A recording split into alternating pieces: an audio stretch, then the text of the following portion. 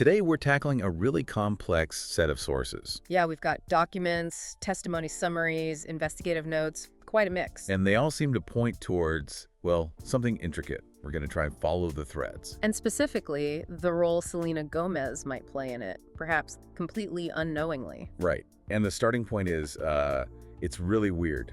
It's not some big public thing. No, not at all. It's a single handwritten Post-it note. Found inside an FBI case folder, attached to a sealed file. Exactly.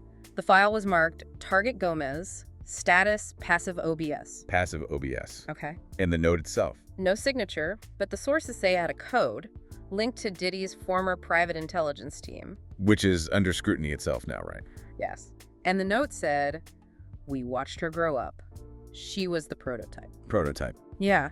And Combs said to keep her close, but never too close. No contact, only curation. Curation, not contact. Wow. Okay, what does that even mean? Let's dig into these sources. All right, so looking back at the early documents, like late 2000s, early 2010s. This watching they mentioned, it wasn't just paparazzi stuff. No, definitely not.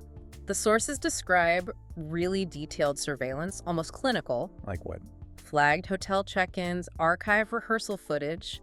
They were even analyzing travel patterns, For what purpose? looking for, and this is a quote from the files, emotional vulnerability cycle. Emotional vulnerability cycles. And she was young then, right? Unbelievably, the records show she was only 16 when the first really detailed report was filed. 16. And there was this term used by someone internal at Combs Influence Logistics. Yeah, that's Diddy's consulting group mentioned in the sources. Uh-huh. An internal staffer's testimony described her persona stability score as high-yield compliant. High-yield compliant. What does that mean? The testimony is blunt. It means, quote, she says yes even when she means no. Wow. So they weren't just watching her public moves. No, it seems like they were trying to gauge her inner state, her compliance potential. Okay, there's also a photo mentioned in the sources, the specific one. Right, it's significant. Selena backstage looks like a Disney charity event. She seems unguarded, relaxed. But the source points out something else. Yeah, in the background, blurred.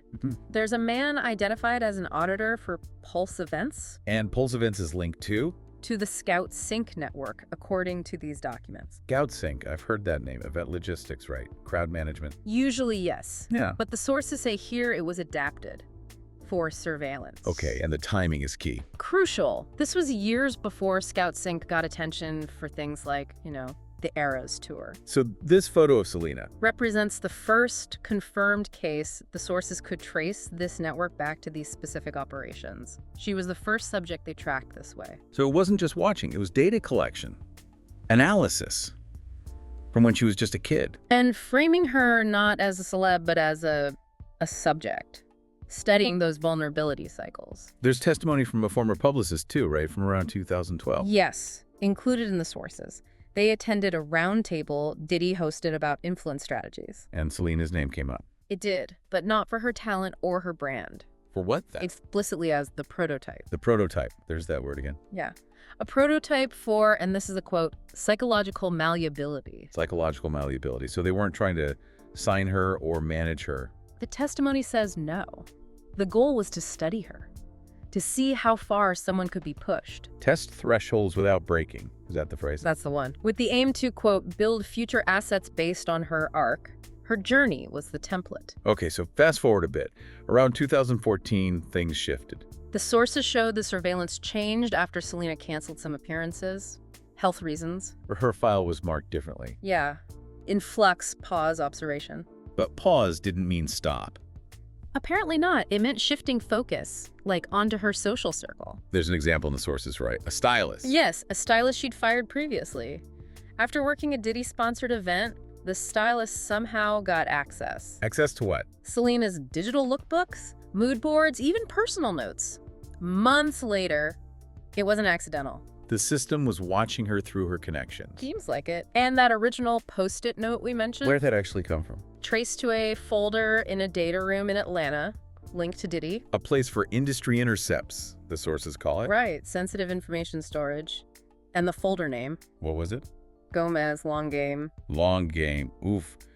And inside that file, Another weird detail, last page, a sketch of a key. a key. Yeah, with a note underneath. She opened doors without knowing it. That's why they watched.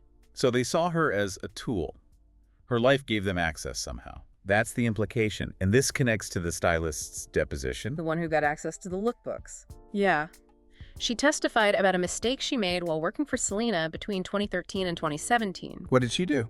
Opened an envelope. Addressed just to Selena by initials, no return address. Risky. What was inside? 3 things. A black and white photo of a desert house, a folded note, and a phone number. Written where? On the back of a concert credential. The sources say handwriting analysis confirmed it was Selena's. And the note. What did it say? It was short. She fits the frame, wait until the rehab story hits. Wait until the rehab story hits. Yeah, and then start building proximity. Whoa. So they were already anticipating and planning to move closer via the stylist. Seems like it. Build that proximity for something. And then it got even creepier for the stylist. According to her testimony, yes. Later that year, a call. Unknown number. Did she answer? No, it went to voicemail, but she saved it. And the voicemail. FBI forensics confirmed it. It was Selena Gomez's voice. Saying what? I shouldn't have opened that door. I don't know who was behind it, but it wasn't a stylist. Chilling. And the number? Prepaid, active for just 48 hours, then gone. Understandably, the stylist was terrified. Absolutely. Started checking her windows. Years later, she saw a phrase on some Diddy brand merch. What phrase? Frame her, style her, silence her.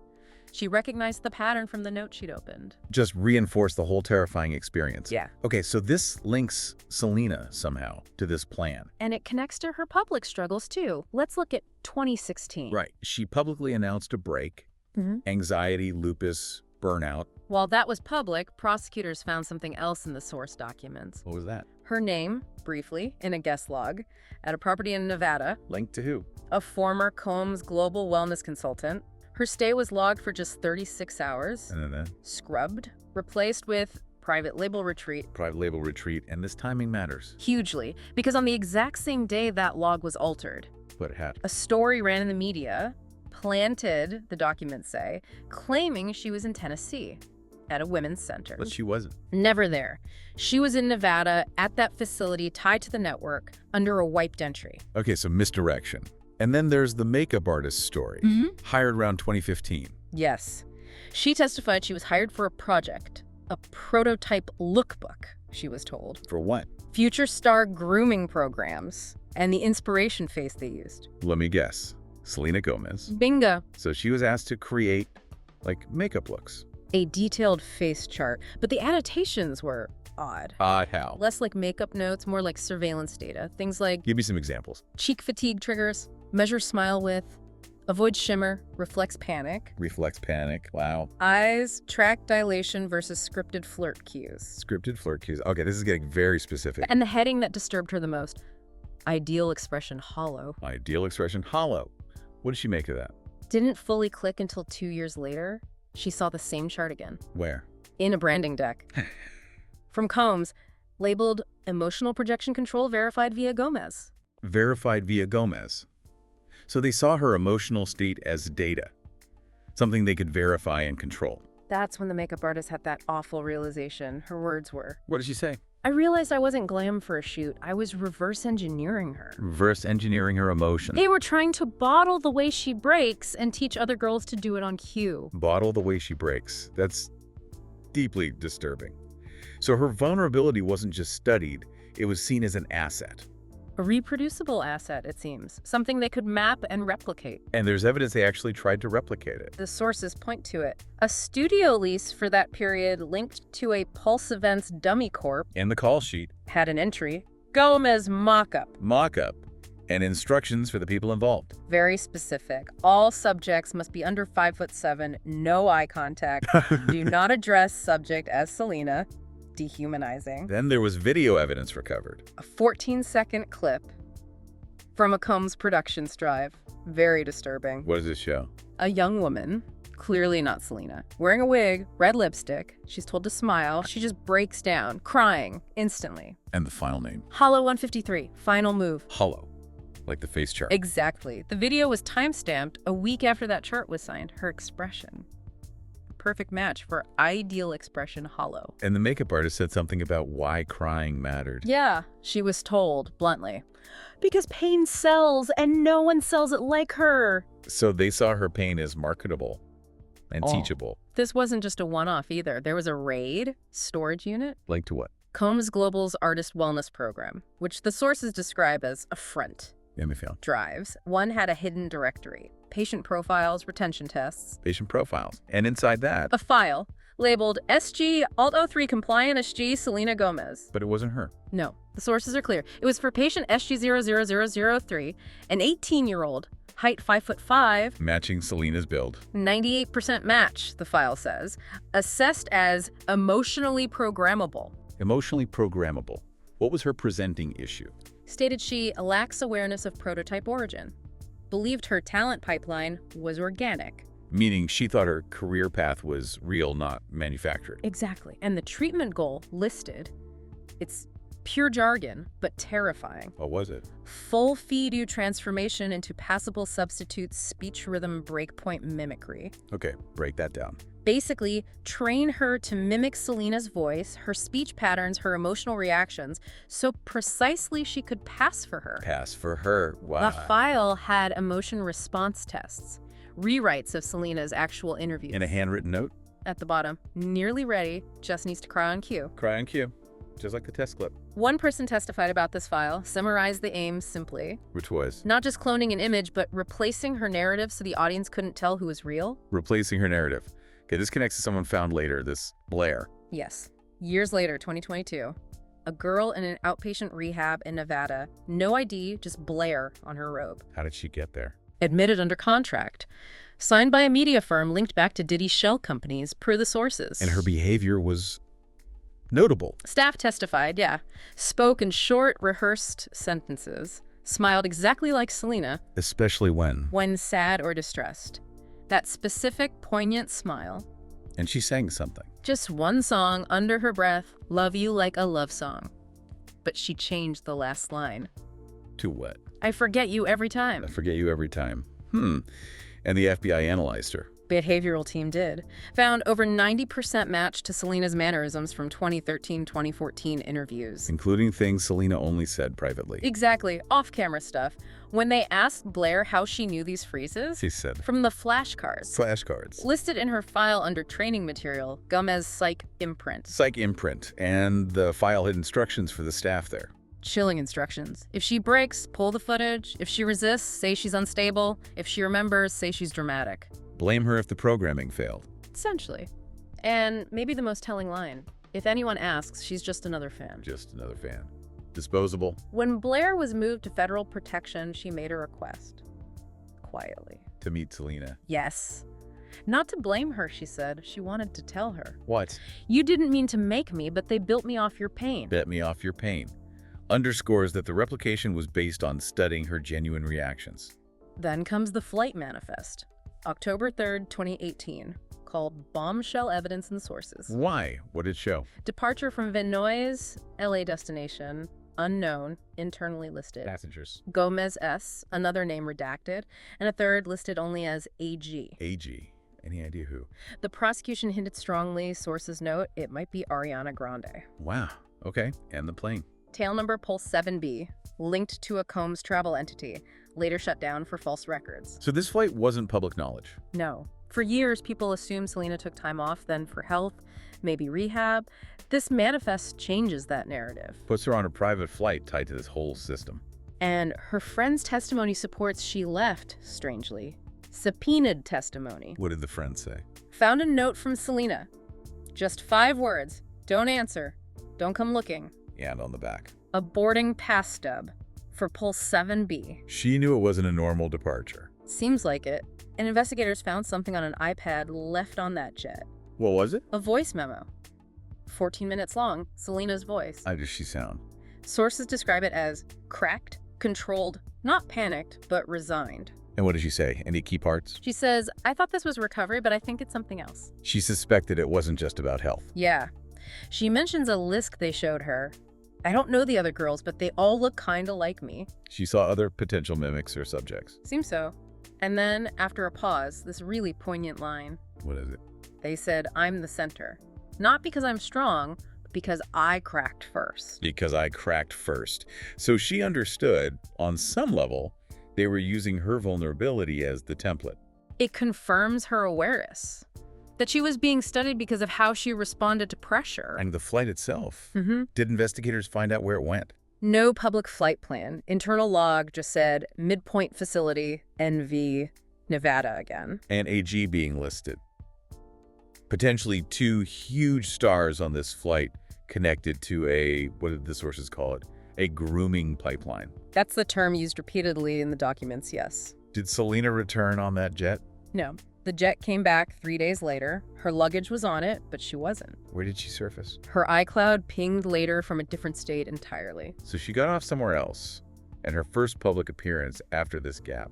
At a mental health center in New York. Very low-key, no press, just one photo exists. And in that photo... She's holding a journal, and on the corner of the journal, there's a small sticker. What kind of sticker? A red wristband, pressed flat, like the kind you get at events or facilities. And that connects back. The sources link those specific red wristbands to Combs Creative East, an entity also tied to something called the Crimson 10 Project, mentioned in other files. So a subtle link in her public appearance right back to the system's operations. Then there's the final page of that flight manifest file, a checklist. What does it say? Passenger 1 processed, Passenger 2 tagged, Passenger 3 withdrawn. AG was listed as Passenger 2. Processed, tagged, withdrawn, and an assessment at the bottom. A stark one. Subject SG requires reinforcement or replacement. Replacement. Emotional consistency is declining, prototype showing signs of self-awareness. So because she was becoming aware, she was becoming a problem. Less predictable. That's the implication. She wasn't fitting the compliant mold anymore. The sources say the courtroom reaction to this was significant. Yeah, reportedly went silent. The realization hit, this wasn't just a celebrity break, it was a system, and she was the blueprint. And the final piece of evidence presented wasn't even about Selena directly. Right. It was a still image. From security footage inside a LA Recovery Center suite, November 2018, shortly after that flight. What did the image show? A vanity mirror. Smudged, streaked, and a message written in lipstick, cherry red. What did it say? She was never meant to stay me. She was never meant to stay me. Whose handwriting? Not Selena's, sources confirm. Yeah. But the room was booked in her name. And the security footage showed someone else. Yeah. A girl. Same height, same frame as Selena, black hoodie, sunglasses, entered, left quietly, never ID'd publicly. But facial recognition. 87% matched to Selena's biometrics, per the analysis notes. Close, but not exact. What do investigators think this was? Based on other documents, likely one of the final projection trials, an SG mimic. Sent in after the flight. To test what? Test if anyone would notice the difference if this mimic, this blended imprint, could move, react convincingly, And then be forgotten like all the others once the test was done. And this mimic was linked back to the system. Her hoodie tag. Linked to Combs Creative East. Same place as the red wristbands, the Crimson 10 Project. It all connected. And something was found in that suite. Under the sink, housekeeping found a Ziploc bag. Became evidence. Inside. A voice recorder. A simple friendship bracelet. And a folded page from a casting script. A script for what? The lines were from a famous Selena interview, word for word. Which part? Her answer about seeing unseen girls in the industry. I see you, even when no one else does. But something was different on this script page. That line was crossed out, and below it, in messy black pen, the mimic had written something else. What did she write? I only see her and I can't find me. I only see her and I can't find me. Wow, that speaks volumes. It really does, about the cost. It wasn't just about copying an image, it was about fracturing identity, both the originals and the copies. So the legal team's closing argument really tried to summarize all this evidence. Yes, not speculation, but based directly on these sources. Yeah. And there's one quote from their summary that really stands out. What is it? Mrs. Gomez was not targeted. She was studied. Just studied. She was broken down, sampled, and replicated by a system that never asked permission because it never intended to care. Never intended to care. That sums up the coldness described in these files. After all the evidence, the footage, the memos, the contracts, the testimony, the understanding in court shifted. It wasn't about what Selena did during those times away. Fundamentally, no. It was about what they did with her, using her life, her struggles, as raw material. So this deep dive, it's been It's been a lot. From that one Post-it note. Yeah, tracing it through sealed files, testimonies, face charts, test clips, flight manifests. It's a disturbing picture. What these sources collectively paint is a picture of a system. Sophisticated, cold. Ruthless, seemingly. Designed not just to influence, but to actually study, break down, and replicate people. Treating identity, emotions, as assets to be harvested. And in this narrative, based purely on these sources, Selena Gomez wasn't just caught up in it. She was the starting point, the prototype. The blueprint for the whole operation. That's what the documents strongly suggest. So why does wading through all this disturbing material matter for you listening now?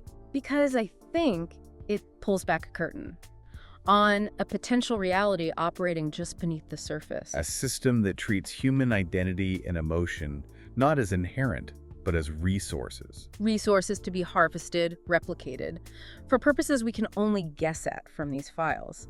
It raises huge questions about authenticity, agency, especially now. Yeah.